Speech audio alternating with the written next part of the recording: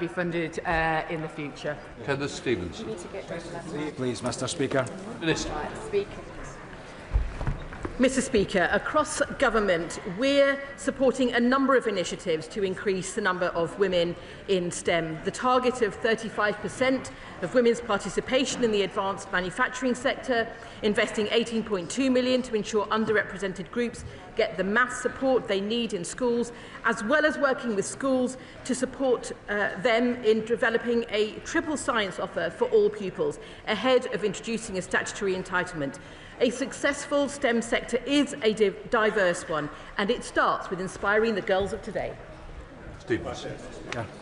Thanks to this government embracing AI, constituencies such as Airdrie and Shotts are seeing substantial investment in data centres which will create jobs and re-industrialise former industrial heartlands.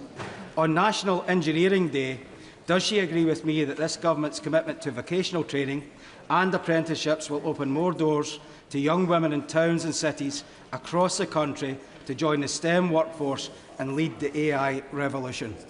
Minister.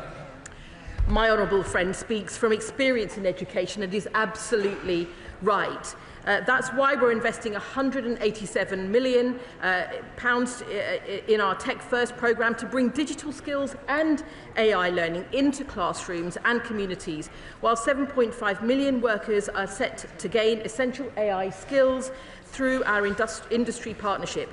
Training will open up opportunities in constituencies like Airdrie and Shotts and put women and girls at the centre of the AI revolution, and I commend his work in this area. Alison Bennett. Thank you, Mr. Speaker. Does the Minister seriously believe that cutting funding for the International Baccalaureate, a qualification proven to keep more girls studying STEM subjects, will help increase the number of women entering STEM industries? Minister. An Education Minister will be happy to discuss that with her. Jack Rankin. Number 4, please, sir. Minister, welcome. Thank you, Mr. Speaker. This government is determined to break down barriers to opportunity so that everyone can achieve success, and this commitment is underpinned by strong data and evidence. Jack Rankin. Thank you, Mr. Speaker. Earlier this year, the Education Secretary said that white working-class boys had been betrayed.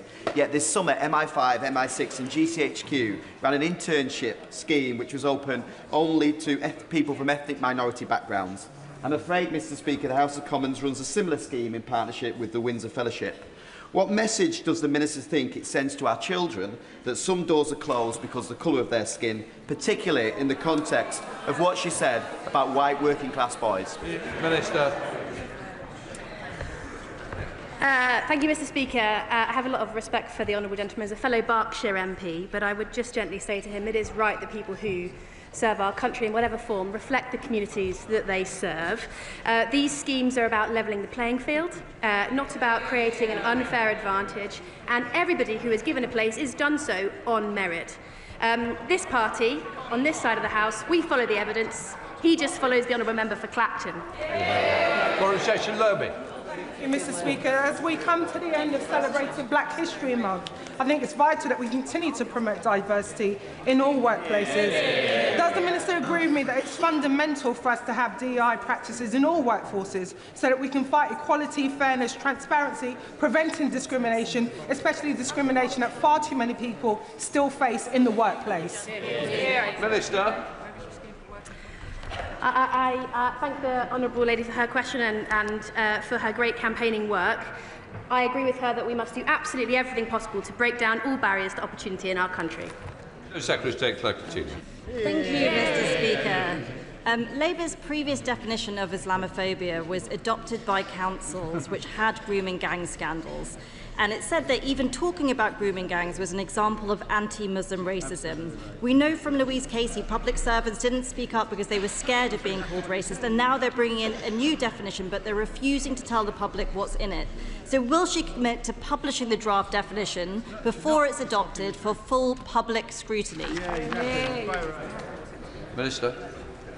Wherever there's abuse, it should be tackled, and we will be publishing details in due course. We now come to topical and still fairness. Still fairness. Topical 1. Sorry, Mr. Endometriosis care is an... Thank you, Mr. Speaker. In October, we celebrated Black History Month. It's been an opportunity to renew our commitment to maintaining all the progress that we have made and ensuring that racial hatred has no place in our society. This year also marks the 60th anniversary of the Race Relations Act, enacted by a Labour government. We will continue to build on its legacy with our plans to introduce the Equality, Race and Disability Bill in this Parliament, and we have also established the Race Equality Engagement Group, chaired by the Noble Baroness Lawrence. Endometriosis care is in urgent need of reform. I have lost track of the number of young women who have contacted me to share their horror stories, some of whom have been more than a decade to receive a diagnosis. The system is failing them, and I welcome the government's commitment to update the Women's Health Strategy, but can the Minister confirm that menstrual health conditions such as these will be at the forefront of the renewed strategy? Thank you. I'm grateful to my honourable friend and for all the campaigning she has done on this issue. She is right that too many women suffer trauma and pain, their symptoms and concerns not taken seriously, and we are committed to prioritising women's health. We've commissioned a number of studies focused on endometriosis diagnosis, treatment and patient experience, alongside 6 research trials, totalling an investment of approximately £5.8 million. This will be an essential part of our 10-year health plan. Secretary of State Clarity. In January, the Supreme Court ruled that sex means biological sex. This was a huge victory for women's rights. But now we hear that she's kicking the EHRC's much-needed guidance into the long grass. But the law is not changing. The law is as it's always been. So will she release the guidance and make sure that women's rights are protected? Mr. Speaker, if I may, I'd just like to say how moved I was by the interview that the Right Honourable Lady gave to The Times about her experience and that of her son. I'm really pleased that both of them are doing so well and that she's back with us in this House today. Mr. Speaker, we are committed to protecting single-sex spaces, and as I set out in this House, I welcome the clarity of the Supreme Court ruling, and providers should follow it. The EHRC have given me the code of practice. We're working through that. It's a lengthy document covering all of the protected characteristics. Any suggestion of delay is simply wrong. The EHRC should know that I am legally required to consult the devolved governments. The EHRC have been asked to carry out a full regulatory impact, they have not been asked to carry out a full regulatory impact assessment, but instead a minimum assessment. Secretary of State Topicals, Lawrence Turner. Dyspraxia is a common condition, but public awareness levels are still too low. Does the Minister agree that more needs to be done across government and society to raise awareness of dyspraxia? Yes, Mr. Speaker, I do. We want a more inclusive society where neurodivergent people, including those with dyspraxia, are supported to thrive. We're working across government, supporting earlier intervention in schools, including through the Partnerships for Inclusion of Neurodiversity in Schools programme, SEND reforms coming forward in the new year. But we're also, beyond education, taking a wider view of how we ensure people with conditions like dyspraxia are not held back. Due to the rural nature of West Dorset, SEND children face difficulty accessing education. I've got casework of a young girl with stroke whose transport was withdrawn 2 days beforehand. Will the Minister work with other departments to solve the problem of SEND children accessing education in rural areas? I'm grateful to the honourable gentleman. I recognise the concern that he has raised and that many members across this House have raised. That's why we'll be setting out our plans to make improvements to the system through the Schools White Paper, and I'd welcome the contribution of the honourable gentleman and his colleagues as part of that process, because I think it is important that we put children's interests first and get to the right system, particularly around early identification of need. Lord Sam Knott.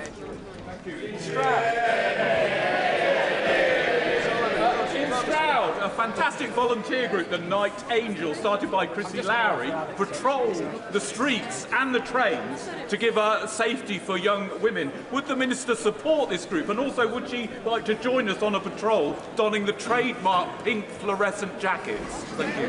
Minister. The Secretary of State is already wearing a pink jacket. I just want to pay absolute tribute to the group in his constituency, and I know that the Victims and Violence Against Women and Girls Minister will be visiting Stroud very soon and has offered to don the pink jacket on our behalves. Alison Griffith. Thank you, Mr. Speaker. Last night I was honoured to speak at an event you kindly hosted with the RNID. I met Craig, the Chief Executive of Action Deafness, which delivers vital services across my constituency, as well as Stuart, an academic focused on the needs of deaf young people. They told me that deaf people too often navigate support from siloed health, education and welfare systems that create barriers. So what steps is the Minister taking to coordinate cross-departmental support for deaf people to prevent them from falling between the gaps? The Honourable Lady raises an important point, and I've been more than happy to make sure that she has a meeting with the relevant Minister to discuss her concerns and to make sure that action is being taken across government to address them. Right, that completes those questions. Before we come to Prime Minister's questions, may I extend a warm welcome to the President of the Portuguese Parliament and his delegation, who are with us in the gallery today. We now come to Prime Minister's questions. Mr Conor Rand. One, Mr Speaker. Deputy Prime Minister.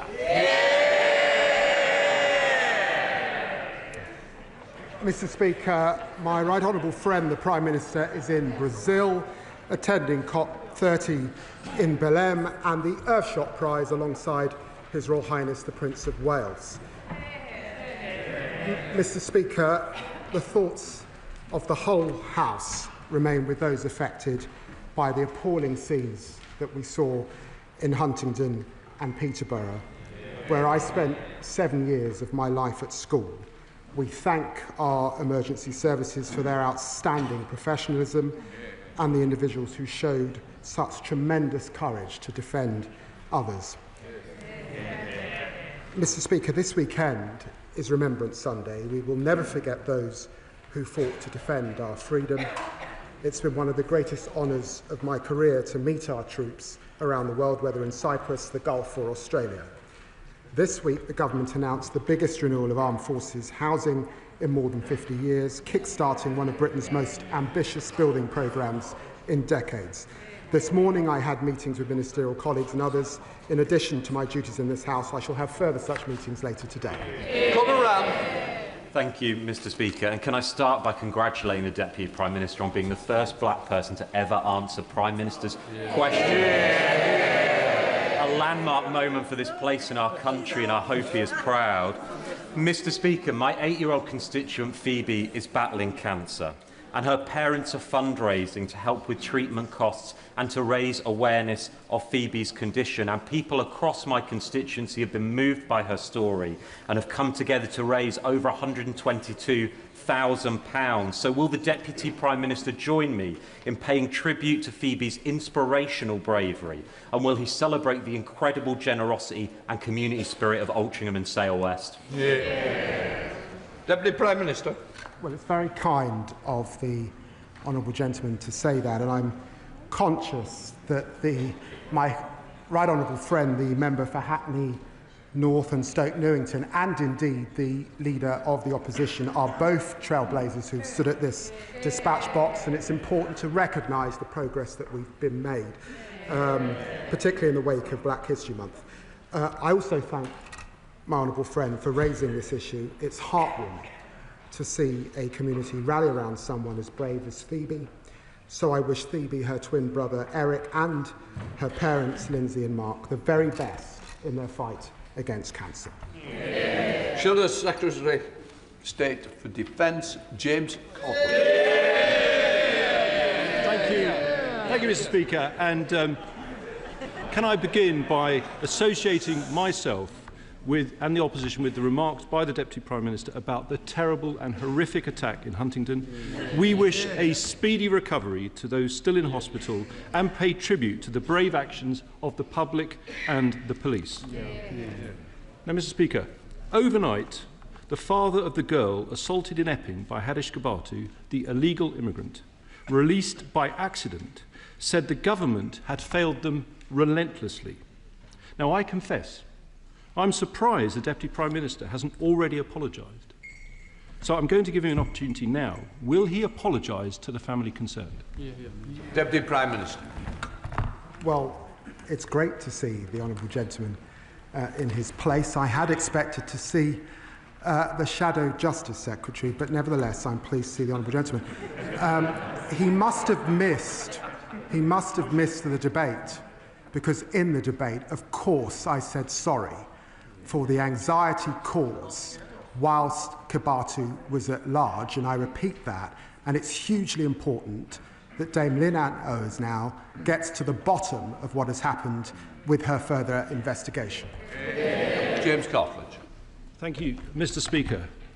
Watching the interview last night, I have to say it was absolutely heartbreaking. And I have to say, Mr. Speaker, I do think he owes it to offer an apology here on the floor of the House. But he should have done that at the start of his remarks, Mr. Speaker. These are very serious matters, Mr. Speaker, which is why I want to ask him a further very important question. Can he reassure the House that since Kibatu was released, no other asylum-seeking offender has been accidentally let out of prison? Deputy Prime Minister. Well, the House is thankfully quiet, so I'm surprised the honourable gentleman didn't hear me when I said that of course I apologise and I'm sorry for the anxiety caused. But look, let me just remind him that he was a Justice Minister that allowed our prisons to get to this state in the first place.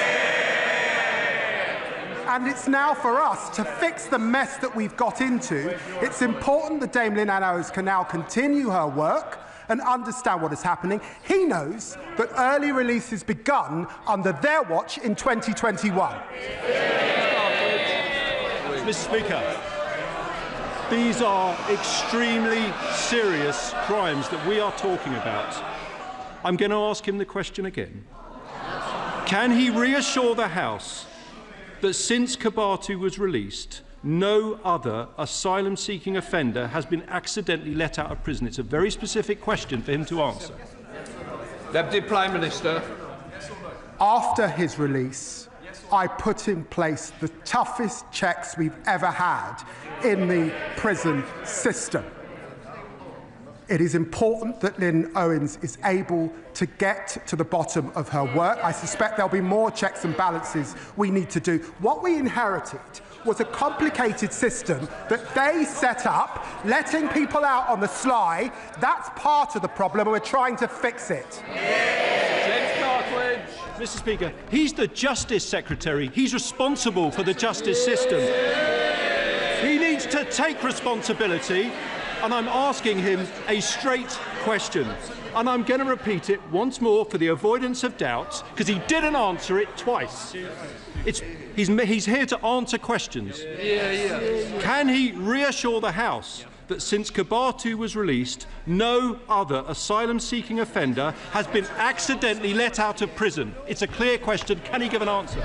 Deputy Prime Minister. Get a grip, man. I know I'm the Justice Secretary. That's why I'm at the dispatch box, also as Deputy Prime Minister. We know that. I'm not going to pray in aid. Dame Anne Owens is a former Deputy Commissioner in London, head of the NCA. It is for her to get to the bottom of that work. Of course, we know that there have been spikes since 2021 under his watch. When did he come to this House and apologise? Thank you, Mr. Speaker. The purpose of government is to take... I want to hear both. Quiet. James Cartledge. Mr. Speaker, it's getting noisier now, so just in case he didn't hear me. He's the Justice Secretary. Can he reassure the House that since... Order. I will have no gestures from the balcony. Let me reassure you, don't gesture to me. It's not a wise decision. This is important. Prime Minister's questions, all our constituents are listening. People in Epping and right across the country want to know the answer, Mr. Speaker. So I'm going to ask him again. He's the Justice Secretary. Can he reassure the House that since COP30 was released, no other asylum-seeking offender has been accidentally let out of prison? Can he answer the question? Deputy Prime Minister. I've got to tell you, I spent 14 years in opposition and I did a hell of a lot better than he's just done. I have answered the question. Under their watch, prisons were in a mess. Suicides went up. Prison officers cut. 20,000 neighbourhood polices lost. We've deported more in the last year than they deported in the last 5 years. Please, I'm not going to take any lecture from the honourable gentleman. Mr. Jewis and Mr. Stafford, you test my patience each week. Today's not the day to test my patience. We do have quite a bank holiday, so I certainly wouldn't want to be testing it at the moment. James Cartledge. Thank you, Mr. Speaker. The public are extremely concerned about what happened in the COP30 case. They want to know there won't be a repeat. So I'm putting to him a very clear question about his responsibilities. I repeat, can he reassure the House that since COP30 was released, no other asylum-seeking offender has been accidentally let out of prison? Can he answer the question? Deputy Prime Minister. Mr. Speaker, I'm looking forward to being up against the member for Newark next time. In 25 years in this House, I've not witnessed a more shameful spectacle, frankly, than what the party opposite left in our justice system. Their criminal negligence on his watch as a former Justice Minister. They left our prisons on the brink of collapse entirely, threatening to allow offenders to run wild on our streets. He knows that. Rape victims waiting years for their day in court. He knows that. Neighbourhood policing decimated, leaving our people feeling unsafe in their communities, and they haven't learned a thing. We are tackling knife crime, that's why it's falling. 13,000 more bobbies we are putting on the streets, kicking out 5,000 foreign criminal offenders. I've got to say to the honourable gentleman, he should do better. Thank you, Mr. Speaker. My constituent, Georgia Hart. More, I got it to 6. James Cartledge. Order. It is 6. All right. 6. You've had your 6.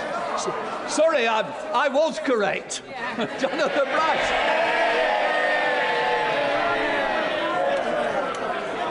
Mr. Speaker. Order. Jonathan Brash.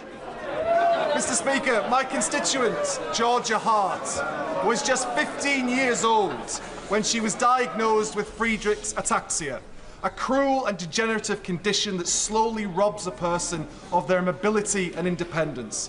Since then, her courageous parents have battled day in and day out to raise awareness and money to get her the treatment she needs. There is now a drug, omaveloxolone, which has been proven to slow the progression of the disease. Yet despite this, it's been stalled by NICE, partly because the number of patients affected is judged to be above the limit for ultra-rare conditions. Georgia and those like her are being failed not because the science isn't there, not because the treatment isn't there, but because simply the numbers do not add up. Does the Deputy Prime Minister agree we cannot allow bureaucracy to stand in the way of life-changing treatment? And will he commit to ensuring that I, along with Ataxia UK, can meet the relevant minister at the earliest opportunity so that Georgia and her families do not lose more precious time? Deputy Prime Minister. Well, Mr. Speaker, like the honourable member for Braintree, it doesn't seem that the spokesman can count, let alone stand up on behalf of the public. But can I thank my honourable friend? Our NHS has a strong record in delivering new medicines for rare diseases, and that evaluation process is rightly led by NICE.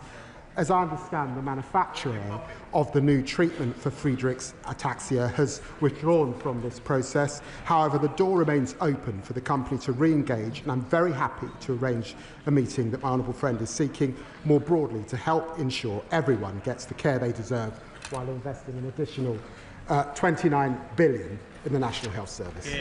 Daisy Cooper, Deputy Leader of the Liberal Democrats. Thank you, Mr. Speaker. On behalf of my party, can I join the Deputy Prime Minister in expressing our horror at the terrifying knife attack at the weekend and pay tribute to all those, including the emergency services, who put themselves in harm's way to protect others. And as we approach Remembrance Sunday, can I also join him in remembering all those who gave the ultimate sacrifice for our rights and our freedoms. Those rights and freedoms are now under threat in a way that we have not seen since the Second World War. Putin is waging war on our continent and interfering in democracies across Europe. The Chinese government is waging espionage against this House, and Elon Musk is inciting violence on our streets. To date, the government has failed to heed our calls for a new inquiry into Russian meddling, failed to place China on the enhanced tier of country threats, and failed to launch an MI5 investigation into the threat posed by Elon Musk. So can I ask the Deputy Prime Minister, what will it take for the government to act and protect our democracy? Deputy Prime Minister. Well, I'm very grateful to the honourable lady. Can I just remind her, as Foreign Secretary, I stood at this dispatch box and I spoke to the China audit that we said we would do in coming into government, and we did that. I did it on the same day that we published our national security strategy, and of course my defence colleague has also published the Strategic Defence Review. She looks across all three of those documents. They set this country in the best place possible to face down the threats that she rightly refers to. Daisy Cooper. Thank you, Mr. Speaker. I hope the Deputy Prime Minister in his new role will consider our calls again. But right now, families across the country are struggling with a cost of living crisis, yet the Chancellor is preparing to increase taxes. Meanwhile, because of high interest rates and arcane Treasury rules to do with quantitative easing, the big banks are making billions of pounds in windfall profits that they never expected, that they never relied on, and never had to take any risk to earn. So without asking the Deputy Prime Minister to preempt the Chancellor's budget, can I ask the Deputy Prime Minister which he thinks is fairer, taxing struggling families or taxing big banks? Deputy Prime Minister. Well, she knows. We've got 80 years of convention, and it is for the Chancellor of the Exchequer to present her budget later on this month. But can I just say gently to her, it is under her government, in which they were in coalition with the Conservatives, that we saw austerity right across our country, and she will know that there are major parties proposing austerity again, and I know that the Chancellor will do everything she can to continue, as she set out yesterday, to invest in our NHS and our public services. Tristan Osborne. Thank you very much, Mr. Speaker. The leader of my local council, Kent County Council, has said that they're a shop window on Reform UK, with councillors facing criminal charges, inappropriate conduct and behaviour, a defection, 5 expulsions, a failed Doge cost-cutting drive and an authoritarian leader who shouts and swears at colleagues. Does the Deputy Prime Minister agree with me that the people of Kent deserve so much better? And how is the government going to ensure that we deliver higher standards in local government? Deputy Prime Minister. I see the honourable member for Clacton in his seat. Reform said, this may be the first time I've seen him in Prime Ministers, but Mr. Speaker, Reform said that Kent County Council would be the best advert for what a Reform government would look like. They're delivering on the chaos that they promised and on standards in public life. I say to the honourable gentleman, no, Mr. Speaker, this is serious. I used to replace the honourable gentleman on LBC, so we've known each other for many years. The disgraceful, racist language that we heard from a Reform MP last week belongs in the dark ages. And Eben Flynn.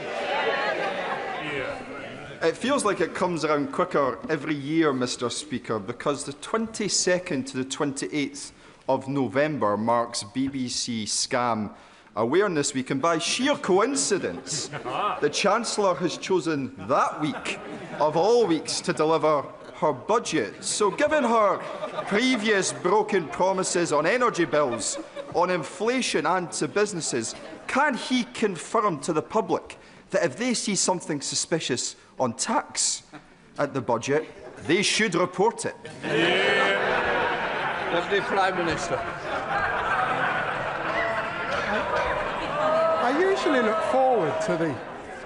look forward to the bombast that the honourable gentleman brings to the chamber, but as usual, the SNP will say anything to distract from their appalling record. In the week where Scotland's Health Secretary had to apologise for the state of the health service on their watch, he could have mentioned that in his question. We will see what is in the budget later on this month. Charlotte Little. Thank you, Mr. Speaker. I know the thoughts of the whole House will be with everyone affected by the Huntingdon attack, and we should praise the actions of the train's driver, Andrew Johnson, and the heroic guard, Sami Zatouni. In my mind, a worthy candidate for consideration for the George Cross, as we wish him well in his continued recovery. Andrew Johnson told ITV News he was, quote, just doing his job. Will the Deputy Prime Minister take this opportunity from the dispatch box to recognise the importance of our railway crews, drivers and station staff, and the vital role they play in keeping us all safe, from averting suicides on the rail network to dealing with antisocial behaviour and emergencies like we've seen this week? Deputy Prime Minister. Well, I'm very grateful to my honourable friend. The actions of the driver, Andrew Johnson, and the train staff member, Sami Zatouni, were nothing less than heroic. And I'm sure that the whole House would agree that some form of recognition is absolutely deserved. Our country is defined by these people working on the front line, caring for and supporting the public every single day. I'm proud to be part of a government that's fighting for them, increasing their pay, tackling the cost of living crisis and fixing the public services that we rely on. Bob Blackman. Thank you, Mr. Speaker. And on Sunday and on Tuesday, we will honour those that made the ultimate sacrifice from not only this country, but across the Commonwealth. Which is why I wear not only the poppy, but the marigold to honour the Commonwealth troops that gave their lives. But next Sunday, the week on Sunday, will be the parade at the Cenotaph by the Association of Jewish Ex-Servicemen and Women, where Jewish people will come together. Veterans, men, women and children will parade with the medals that their forefathers won during World War II and the Great War and other conflicts. So it will be particularly apposite to this year, with anti-Semitism on the rise, that a senior cabinet minister comes to that parade and lays a wreath on behalf of this House and the whole country to remember the Jewish people that gave their lives for this country so we could all be free. Deputy Prime Minister. I'm very grateful to the honourable member for his question.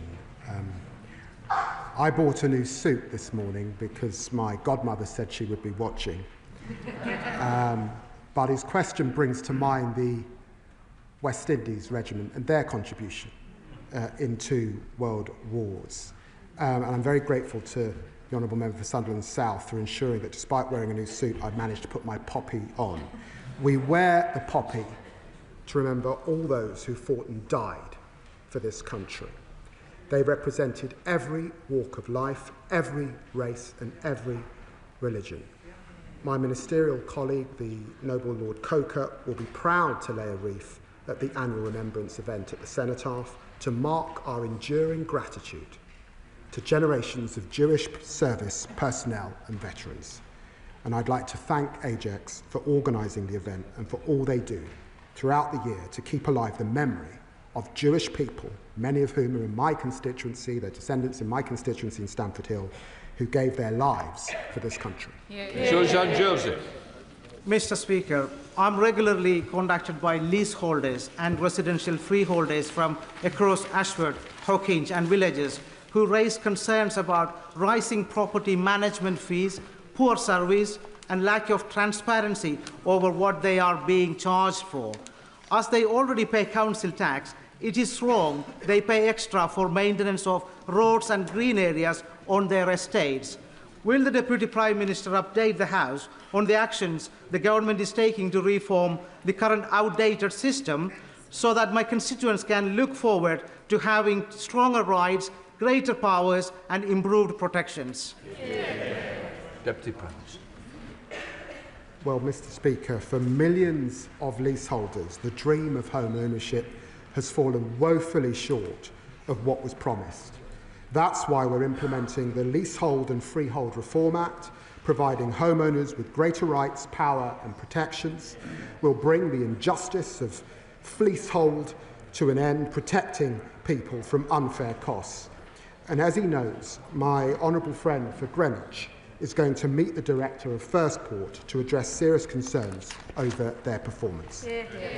Pete Wishart.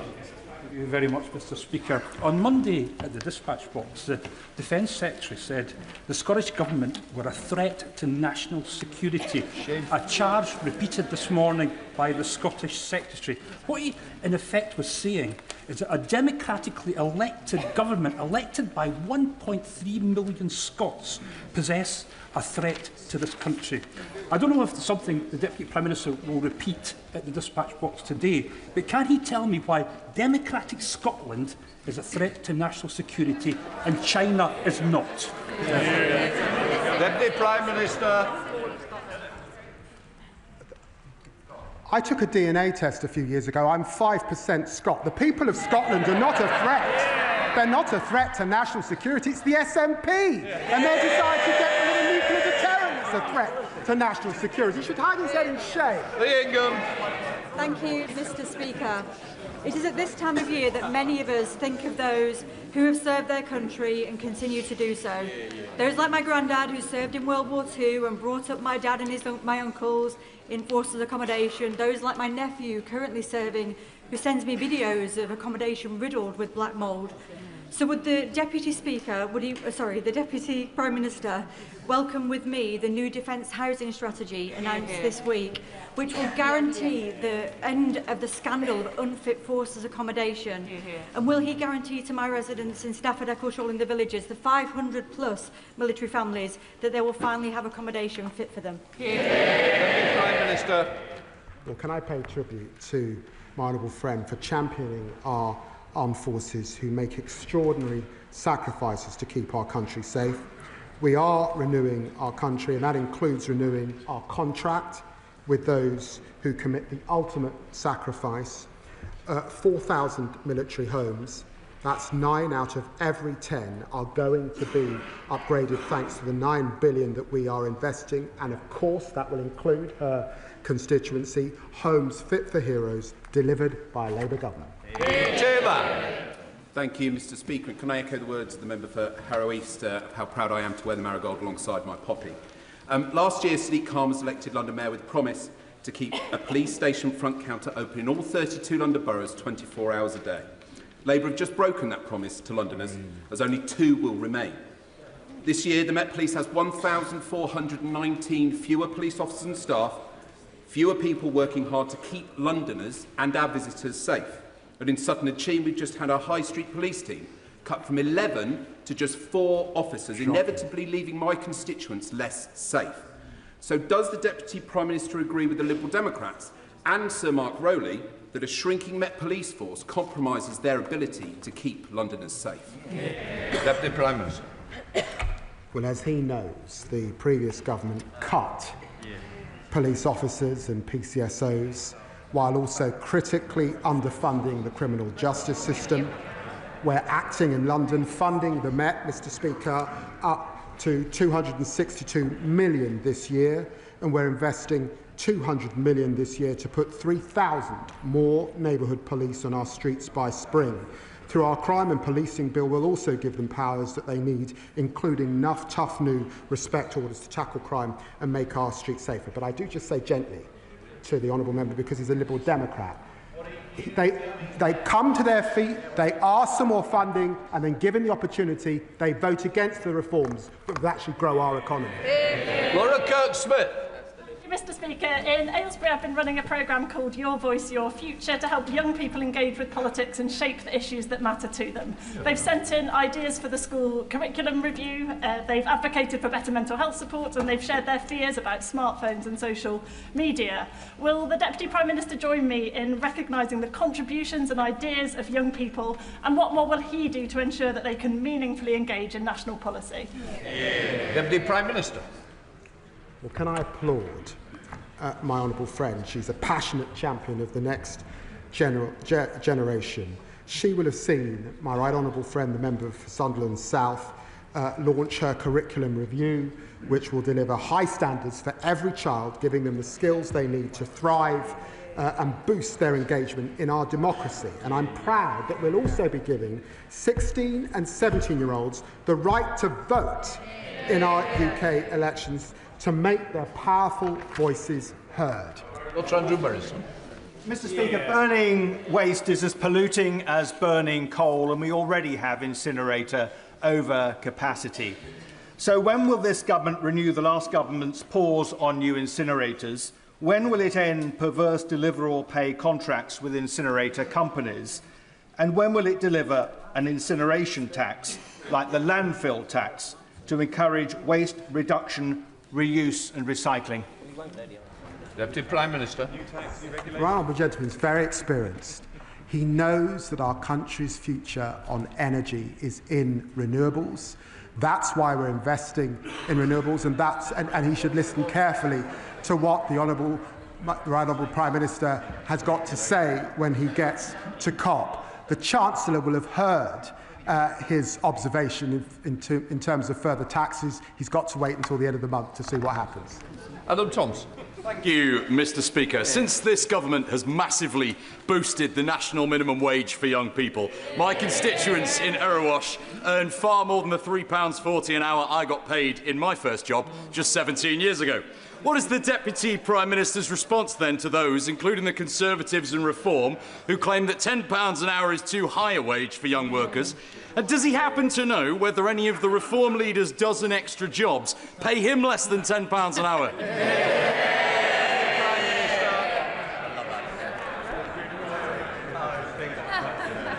Well, I was looking at the honourable member for Clacton's member's interests, and he's making quite a lot out of gold bullion. You've got to ask, why does he want to cut the minimum wage for people who are not making even 1% of what he is? The Labour Party's on the side of young people, boosting their wages and delivering the youth guarantee to help everyone realise their potential. And I hope young people recognise what the two other parties want on their record. Thank you, Mr. Speaker. People across the country are fed up of extensive and needless delays caused by road, rail and utility works happening at the same time, a failure to coordinate. My Transport Duty to Coordinate bill would fix this and cut disruption, supporting communities and the economy. Now, I understand the government is looking for ways to support the economy, apparently. Will he pass on my proposal to the Chancellor and back my bill? Deputy Prime Minister. I'll certainly pass them on to the Chancellor. Tom Rutland.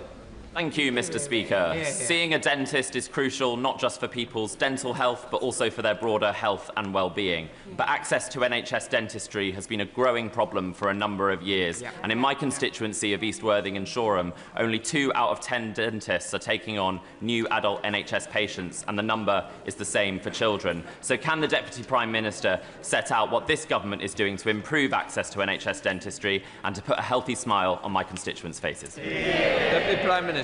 My honourable friend is right to raise this issue. It's an important issue up and down the country. We're taking action to address the appalling inheritance received by rolling out extra urgent and emergency appointments across the country. We're also reforming the dental contract, recruiting more dentists and making sure that they work in the National Health Service for a minimum of 3 years. Mr. Speaker, the inclusion of Oxford University Hospital Trust in the rapid review of maternity and neonatal services is welcome, and reports today in the New Statesman and Channel 4 speak to failures at that trust. Will the Deputy Prime Minister commit that the outcomes of Baroness Amos's review will be carried out in full, and commit to this House that the review is the start of a sea change in maternity services and not a whitewash? Deputy Prime Minister.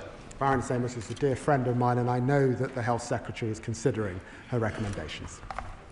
Janet Davey. Thank you, Mr. Speaker. Mr. Speaker, we have seen Hurricane Melissa devastate Jamaica and leave the country in crisis. The Imperial College Storm Model states that the hurricane was unlikely without climate change.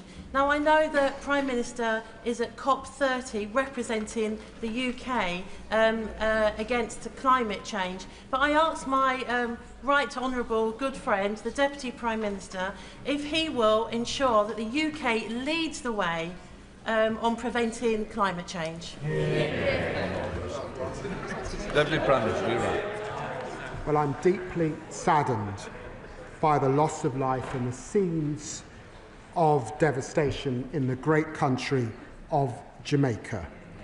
And like the honourable member, I have relatives in Jamaica, and I thank and commend my honourable friend for her personal fundraising efforts.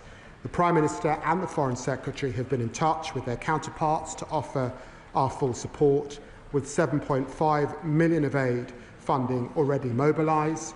We've chartered flights from Jamaica for British nationals who are unable to fly home commercially. Jamaica will also receive 71 million from the Caribbean Risk Insurance Pool, funding which begun under the previous Labour government that they can draw on for their renewal. Rishi Sunak. Mr. Speaker, can I thank the Deputy Prime Minister for joining me at a recent event in Parliament to support the work of Prostate Cancer Research, a charity where I am an ambassador. He and I both believe that introducing a targeted national screening programme for prostate cancer is the right thing to do and would save lives. So does he also agree that the recent compelling results of the 162,000 patient European trial support this case, and that this evidence, alongside data from Prostate Cancer Research and others, should be given significant weight by the UK's National Screening Committee? Deputy Prime Minister. Well, can I thank the right honourable member. Too many of us will sadly know someone affected by prostate cancer, and I have too many members of my family that are living currently with prostate cancer, which is why I'm very proud to co-chair the Prostate Cancer Research event this year and last year with him. And I share his determination to boost research, speed up treatment and deliver better care. Now, he knows I'm biased, but these are rightly decisions for the Health Secretary. The UK National Screening Committee is reviewing the latest evidence of prostate screening and considering whether any changes should be made to save lives. We've invested 42 million jointly with prostate Jenny Riddle-Carpenter. Thank you, Mr. Speaker. Over the past 15 years, there have been 170 cases of matricide, and in 2022, more women were killed by their sons than by strangers. Child-to-parent abuse is often linked to complex mental health, and earlier this year, I met with Laura and Ian, who are doing all they can to support their son with his rehabilitation after serving time in prison. Mr. Speaker, they are living in constant fear of physical harm from their son, who they love and adore. Will the Deputy Prime Minister support me in meeting the relevant minister to discuss the effects of child-to-parent abuse? Deputy Prime Minister. Matricide is a horrific crime, and we're committed to tackling it. Our VORG strategy will set out how we will halve violence against women, including domestic abuse, over the next decade. And, of course, I'll arrange for the Minister to meet with her. Final question, Martin Vickers. Mr. Speaker, Lindsay Oil Refinery in my constituency is under threat of closure with the loss of hundreds of jobs. A number of expressions of interest have been shown in taking over the whole site. If one of those passes the test of due diligence, could the Deputy Prime Minister give an assurance that the government will back the project and allow the continuation of operations at the refinery? Deputy Prime Minister. I can't give him that assurance from the dispatch box, but I will, of course, ensure that the relevant minister meets with him. A point of order, is it to correct the number of questions that I was right and you were wrong? I hope you're not going for a job at the Treasury. Come on then, James Cameron. It's on a serious issue, I think, Mr. Speaker, just to be clear. The Telegraph are reporting that a police manhunt has been launched for a second asylum seeker mistakenly freed from prison. The question is, Mr. Speaker, can you advise me on how I can ask the Justice Secretary whether he was aware of this when I asked him about it repeatedly in Prime Minister's question? Do you want to? No. You put it on the record. Right, let us move on. Front bench change over.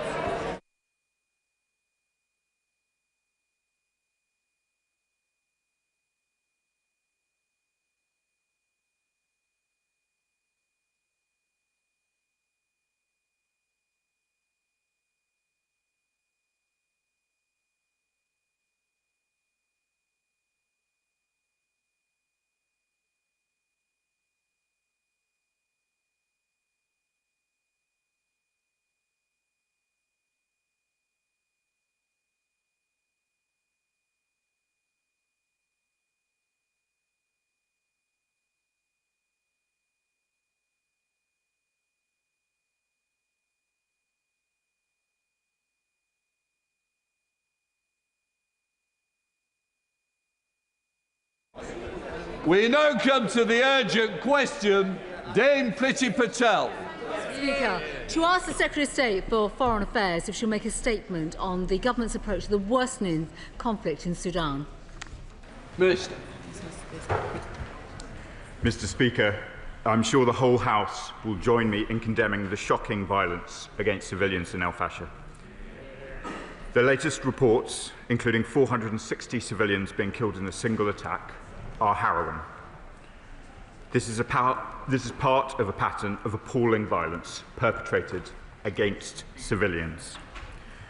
And it is just one element of the suffering driven by the war in Sudan, a conflict that has now created the worst humanitarian crisis on record. Over 30 million people need aid, and 12 million people have been displaced. Famine is spreading, and cholera is also now widespread, with life-saving assistance continuing to be blocked by the parties. As the Foreign Secretary said at the Manama Dialogue over the last weekend, no amount of aid can resolve a crisis of this magnitude until the guns fall silent. The world must do more. The UK is using all tools at our disposal to protect civilians, to get humanitarian aid to those in most need, and to secure a lasting ceasefire in Sudan. A year ago, the UK, along with Sierra Leone, brought a resolution to the UN Security Council. This would have brought forward concrete measures to protect civilians if it were not so cynically vetoed by Russia. 6 months ago, we brought international partners to London to host the London Sudan Conference to build consensus around strengthening humanitarian access and ending the war. On the 30th of October, we called an emergency UN Security Council session condemning the assault on El Fasher by the RSF and its devastating impact on the civilian population. We led a press statement to maintain the spotlight on the situation and pressure on the RSF to de-escalate in line with UN Security Council Resolution 2736. On Saturday, the Foreign Secretary announced a further £5 million in aid in response to the situation in Al Fasher, which will provide life-saving food and health assistance, as well as support to survivors of sexual violence. This is on top of the £23 million we've already mobilised from existing budgets through partners such as the ICRC and the Sudan Humanitarian Fund. We're providing £120 million this year to the crisis in Sudan, and both the Prime Minister and the Foreign Secretary have been clear that this funding is protected. We will keep working at every level to bring this horrific conflict to an end. Foreign Secretary Dame Priti. Mr. Speaker, for granting this urgent question, the atrocities of recent days, including in Al Fasher, are beyond horrifying. The suffering inflicted on the Sudanese people by this war is an affront to humanity. Red lines have been crossed in the prosecution of this conflict that cannot be allowed to stand, especially by the UK as the penholder on Sudan at the UN Security Council. Britain needs to use its influence to coordinate a robust and stronger international action to tighten the screws on the warring parties, press them into a ceasefire and end this barbaric conflict. The government must go further and upgrade our support for those documenting evidence of these heinous crimes. So can the Minister confirm that that will happen? Will the Minister introduce more hard-hitting sanctions on the key operators and take concerted action to deter entities, individuals and businesses whose support continues to sustain this awful conflict? Are actions of this nature being coordinated with international partners?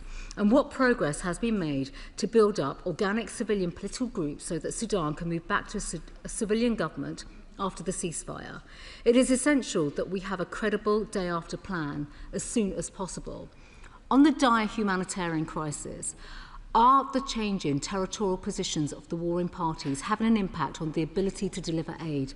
And if so, what is the plan to counter this?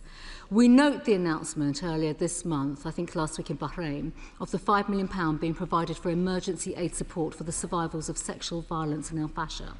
The whole House will recognise the importance of getting aid to them. So what can the Minister say about the delivery of this urgently needed aid, and how is that happening? What discussions has the UK government had with the Sudan Quad in recent days? And how does the Minister define the UK's relationship with the Quad now and moving forward? Can the Minister also share his latest assessment of the region's wider ability to manage the fallout from this terrible conflict, and whether the government has carried out an assessment of what different outcomes from this conflict would mean for the security of the Red Sea? Mr. Speaker, those carrying out the atrocities in Sudan need to know that the whole world is watching them, they can see what they are doing, and that there will be consequences. Minister.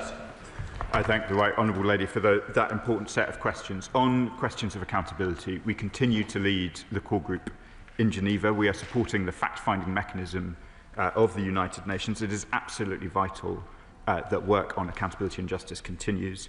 Those at the top of both the RSF and the Sudanese armed forces are responsible for the conduct of their forces, and they must be held accountable for the conduct of their forces. She is right, too, to raise questions about humanitarian aid. I can confirm, I'm afraid, that the shifting of the front lines is affecting aid delivery, and clearly aid is not reaching El Fasher in the volumes that are required. The reports, including from the World Health Organization last week, of both the events in El Fasher and the consequences for civilians are horrifying. I can confirm that both the Foreign Secretary and I in the region over the course of the weekend were in touch with many key players, including members of the Quad, the Secretary General of the Arab League and a range of others. This is a situation of the utmost urgency and more must be done. Chair of the Select Committee, Dame Emily Thornbury. Thank you very much, Mr. Speaker. The UN as penholder for Sudan at the Security Council has already played an important role in terms of calling an urgent Security Council meeting this week. But what the Honourable Gentleman says about Russia chimes with the experience that we had as a Select Committee when we visited New York, where we were told that it was suggested to us that the UK has held back from raising Sudan at the Security Council because of knowing that Russia was likely to veto it. So beyond direct aid funding, which I know is a priority for the Prime Minister, what can the United Kingdom do to focus the minds of the international community of the unfolding tragedy in Sudan, which has gone overlooked for far too long? Minister. I thank my right honourable friend for the question, and I know she's experienced in these issues. We continue. Questions of aid are absolutely vital, but as the Foreign Secretary has said over the weekend, simply aid is not enough in a conflict of this magnitude.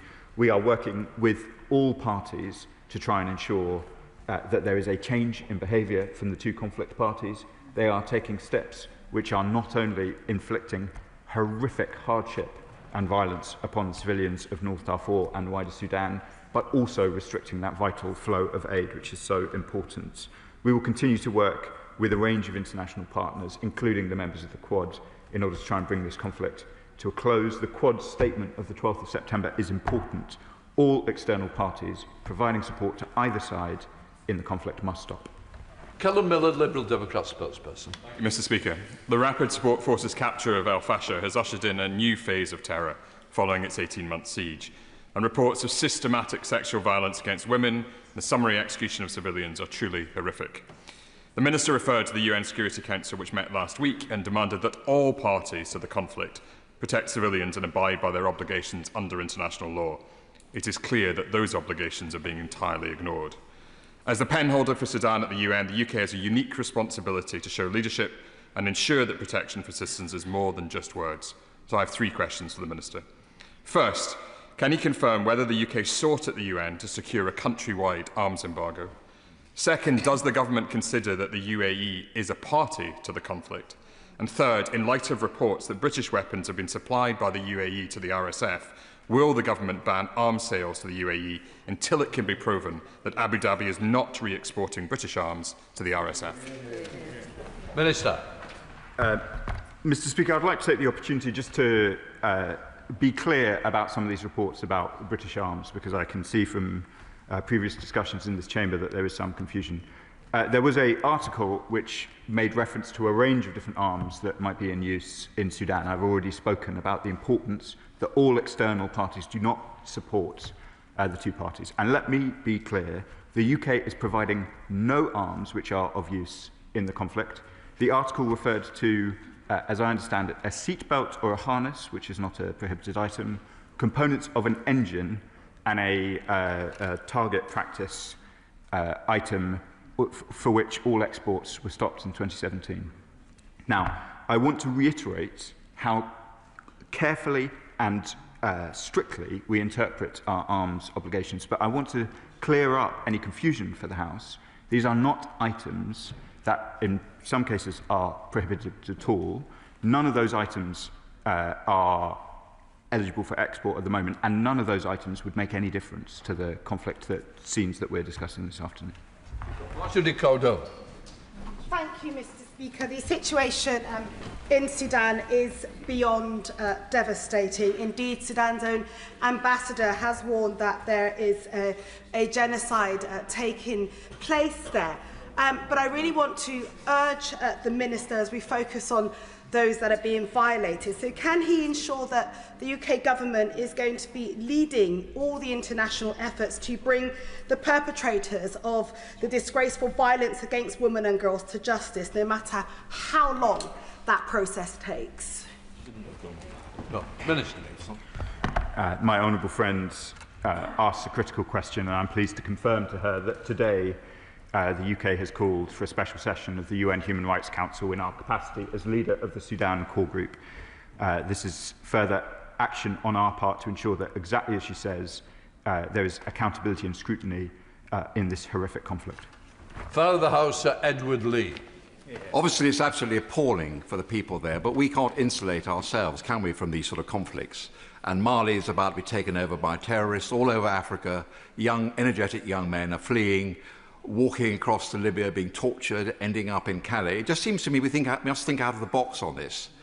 We shouldn't be washing our hands of that. I'm with my right honourable friend. Why are we cutting overseas aid at this precise moment when the whole of Africa is in absolute turmoil? We're not an island. They're coming here. It'd be much better, actually, if we arrested and deported these young men, sent them back with some help, not just deport them, not just lock them up, send them help and help rebuild Sudan, Eritrea, Somalia.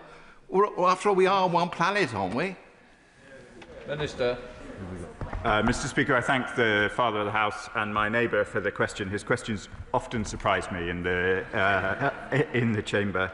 And I want to confirm to him that I'm very much alive to the issues that he describes. I was in Algiers, I think 2 weeks ago, where I met young men exactly of the profile he describes, seeking to leave Mali, getting stuck somewhere on their way to the UK. The conditions that they find themselves in are very much more brutal than what the cruel human traffickers tell them when they leave their home country, and many of them wish to return. I will have to check subsequently, but I think the number from the support that we have provided in Algeria is 6,000 of men and women who will have returned to their country rather than attempt their onwards forward journey into Europe and possibly eventually to the UK. This is vitally important work. In our efforts to smash the gangs and stop the boats, we must look, as he says, right back to the places of origin, which includes some of the places we're talking about today. James Nish.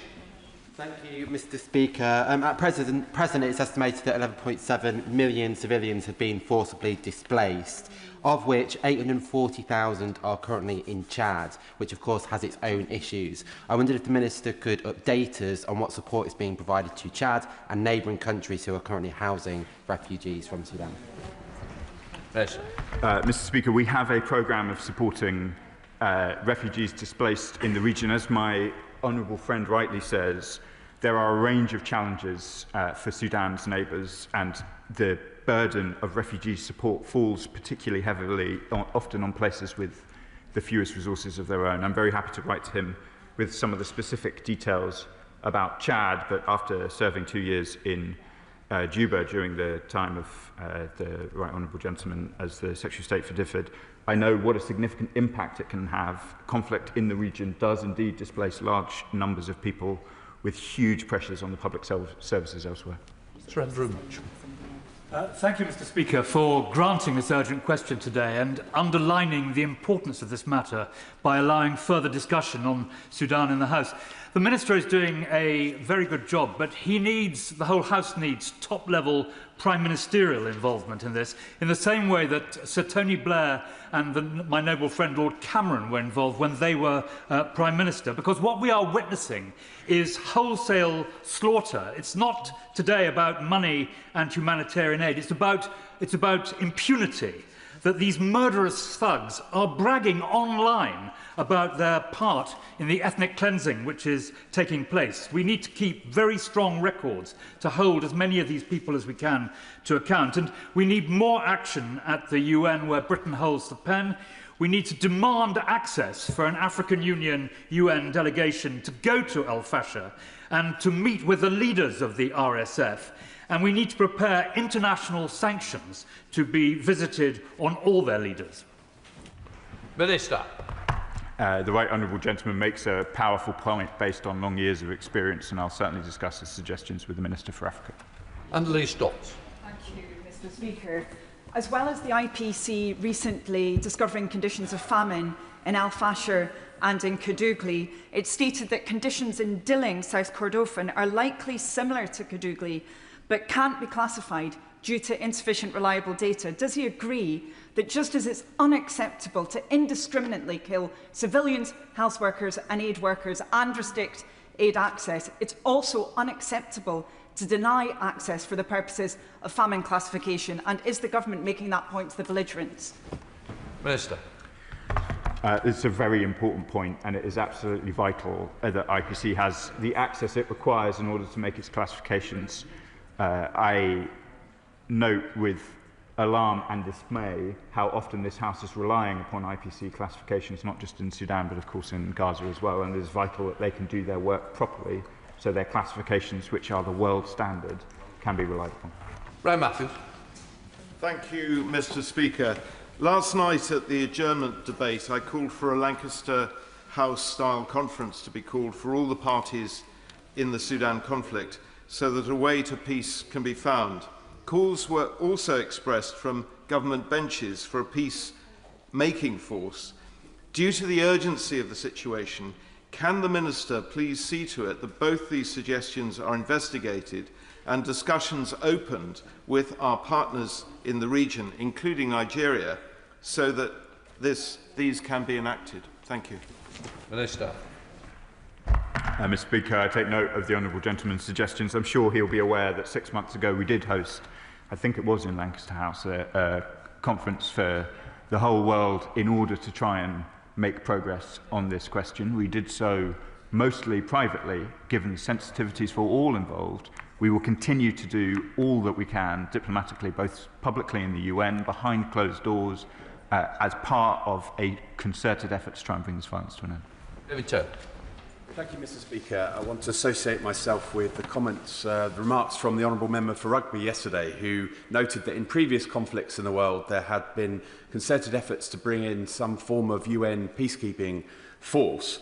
I note that this is not something, unfortunately, in today's world that seems to be very popular, and I forgive the Minister if he thinks this is a naive question, but what efforts, in addition to the humanitarian aid that we're giving, the diplomacy we're doing, can we do to actually stop civilians being killed right now by looking at any form of peacekeeping force, whether it be UN or African Union or whatever might, a coalition of the willing, to stop the civilians being killed right now? Minister. Mr. Speaker, my honourable friend asks the right set of questions. Of course, the first priority must be a ceasefire. There has been, as I know my honourable friend knows, peacekeeping forces in Darfur before, and they have faced very considerable difficulties in exercising their mandate when the conflict parties are not themselves prepared to take that vital first step, which is a ceasefire. Mr. Speaker, I've asked it before and I'll ask the Minister again. When is the government going to publish its Africa strategy, North Africa and Sub-Saharan Africa? Because I fear there'll be other events like this, other conflicts like this. And as the UK, the US and the French have divested politically, economically, diplomatically, and in terms of provision of aid, we've seen others fill the vacuum, such as China and Russia and proxies and terrorist groups, etc. So unless the US and the UK and the French and other partners and allies get together and get back into Africa to support fragile governments, stopping them becoming failed governments, we are likely to see our adversaries advance all over Africa, including Commonwealth countries, and we're more likely to see more bloodshed, more rape, more torture, and to quote one of our UK papers, hell on earth in Sudan. Minister. I thank the honourable gentleman for his commitment to these issues. I'd reassure him, I think I've been in North Africa twice in 2 weeks, and we will continue as a ministerial team to pay Africa the attention that it deserves. I'll have to revert to him on the question of the timetable for publishing the Africa strategy. Mr. Speaker, despite being the largest humanitarian catastrophe on the planet, despite the mass rape and slaughter of civilians, when it comes to Sudan, it feels like the world has taken a moral holiday. The atrocity in Al Fasher were entirely foreseeable. This conflict isn't new. I understand the Foreign Secretary is leading the fight to keep Sudan on the agenda and to secure accountability for the mass atrocities in Darfur. But does the Minister agree with me that it's time global leaders followed UK's example and showed the moral resolve and moral courage and the leadership needed to end this deadly assault? Minister. I thank my honourable friend for making that important point. It's one that both I and the Foreign Secretary agree with, and I'll quote the Foreign Secretary from the weekend: the world must do more. Sir Judy Lewis. May I repeat the question I asked his ministerial colleague last week? Are there no other regional powers that could intervene physically to separate the warring parties? And may I put it to him that whilst it is very fortunate that, thanks to his honourable friend for Oxford East and now the Shadow Foreign Secretary and Mr. Speaker, that we've been granted successive urgent questions on this in successive weeks, it would be a recognition of the anxiety felt in all parts of the House if the government would make regular ministerial statements rather than us having to rely on such applications for urgent questions. Minister. Thank you, Madam Deputy Speaker.